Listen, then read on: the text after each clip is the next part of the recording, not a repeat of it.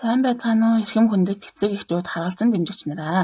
За өнөөдрийн мэдээллээрээ багш нь 4-5 настай хүүхэд хэл ярианы ямар чадрууд эзэмсэн байх ёстой вэ? Хэрхэн та бүхэн маань дэмжлэг үзүүлэх вэ гэдгийг танилцуулж байна.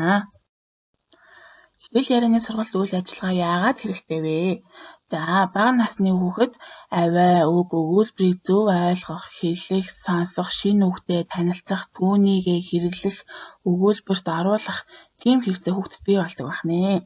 Хүүхэд бусадтай харилцан ярих, сонсохын зэрэгцээ, уншиж, ярьж өгсөн их үлгэр, өгүүлэлэг, зураг, утга агуулгыг ойлгож, уялдаа холбоотойгоор эргүүлэн ярьдаг болж номыг сонирхон, хүмүүсийг дуурайж, зурж, бичих, ярих сонирхолтой болдог байна. Ямар чадвар эзэмших вэ? Орчны болон хэлний авиаг ялгаж сонсох, үгийн утгыг ойлгох, хэрэглэх, өгүүлбэрийг ойлгох, өгүүлбэрээр ярих, санаа бодлоо илэрхийлэн чөлөөтэй ярилцах, уншиж, ярьж өгсөн эхийг ойлгосноо ярих, зураг, тэмдэг, тэмдэглэгээний утгыг хэлэх, төрөл бүрийн зураас зурж сурдаг байна. 4-5 настай хүүхэд хэл ярианы ямар чадвар эзэмсэн байх ёстой вэ?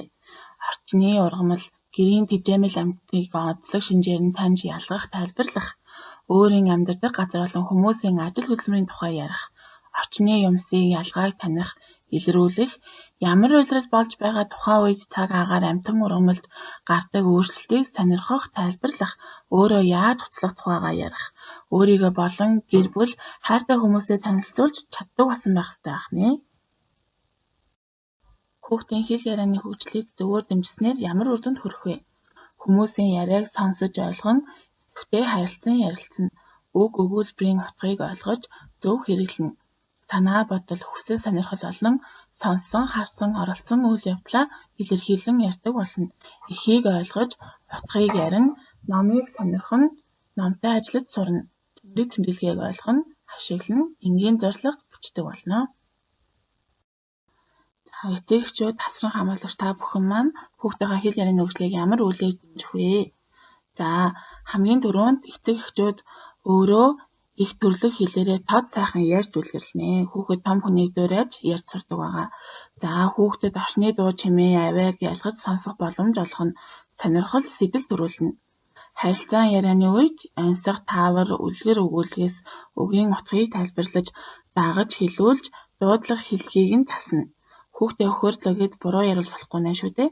За хүүхдийн асуултад хариулж, хариултыг хамтран ирж олно. Хүүхдийн оролцсон үйл явдал, зураг, бүтээлийн тухай яриаг сонсож, харилцан ярилцаж, чөлөөтэй ярихт нь зоригжуулна.